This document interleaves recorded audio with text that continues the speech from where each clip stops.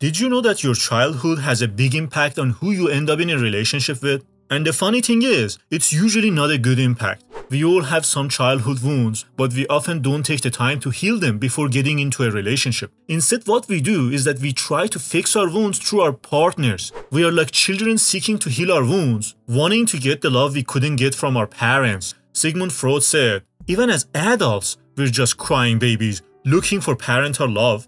When you think you have found the one, you might feel butterflies in your stomach when your new lover holds your hand. But this never lasts long. If you're lucky, it may last a few years, but more often than not, it will end in just a few months. That's when couples experience their first conflicts. Things you loved before about your partner now become annoying. But is there any way to keep the love and passion alive? Turns out there is a lot you can do. And in the book, Getting the Love You Want, Harville Hendrix gives some great tips on how to maintain a loving relationship for the long haul. But first, we need to understand why we are attracted to certain types of people and not so much to others. Childhood wounds affect whom we will be attracted to. Have you noticed that people are usually attracted to certain types of people? Like, you might be attracted to people who ignore you, but on the other hand, if someone is nice to you and really cares about you, you don't even see them. When you see that a special type of person that you're attracted to, it's like you already know them, even though you just met them. It sounds familiar, and that is the point. It is familiar because it reminds you of your parents and how they treated you. So, if you had parents that didn't care about your need that much, when you see someone that doesn't care much about you, you feel attraction toward them.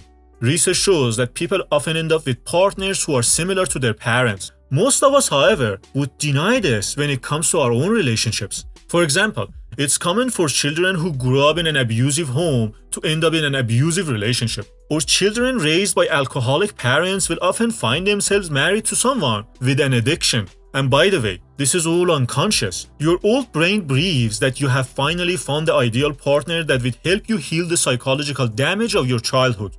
So you basically find what is familiar and try to change the ending. In this case, you find someone that doesn't care much about you and try to make them care about you. But this will result in disaster. For example, the book talks about Catherine and Bernard, who came for therapy.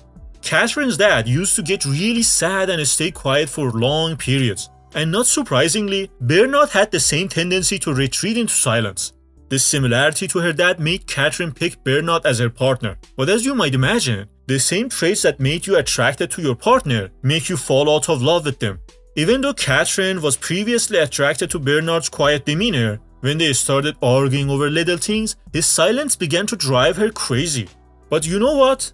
There is another desire that also affects who we choose as our partner. It's kind of weird, but sometimes we're actually attracted to people who are the opposite of us. Like, one person is super loud and outgoing, while the other is quiet and introverted. Or maybe one person is super organized and the other is a total mess. It might seem like these relationships wouldn't work, but actually they can be really great. That's because each person is looking for something that they feel like they have lost as they grown up and left childhood behind.